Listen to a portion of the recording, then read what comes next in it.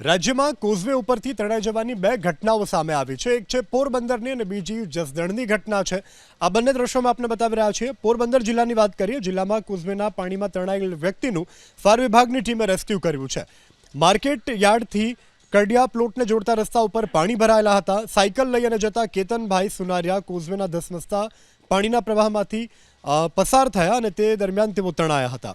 વૃક્ષની ડાળીના સહારે કેતનભાઈ નદીના પાણી ફસાયેલા હતા અને વૃક્ષના ડાળીના સહારે તેઓએ પોતાનો જીવ બચાવ્યો છે। આ ઘટનાની જાણ થતાં ફાયર વિભાગની ટીમ ઘટના સ્થળ પર પહોંચી અને ફસાયેલા કેતનભાઈને બચાવવા માટે રેસ્ક્યુ ઓપરેશન કરવામાં આવ્યું। બોટના માધ્યમથી કેતનભાઈને પાણીમાંથી બહાર કાઢી 108 એમ્બ્યુલન્સ મારફતે સારવાર માટે સિવિલ ખસેડાયા। આગળ વાત રાજકોટના જસદણની જસાપર અને જીવાપર વચ્ચેના કોઝવે ઉપર જામેલા લીલમાં સ્લીપ થતાં કાર નદીમાં ખાબકી હતી। ઘટના બનતા હાજર લોકોએ ઘરમાં સવાર બે લોકોનું રેસ્ક્યુ કર્યું છે। બાદમાં ટ્રેક્ટરની મદદથી સ્થાનિકોએ ખાબકેલી જે કાર હતી પાણીમાં તેને કાઢી છે। હાલ તો આ ઘટનામાં કોઈ જાનહાનિના સમાચાર નથી।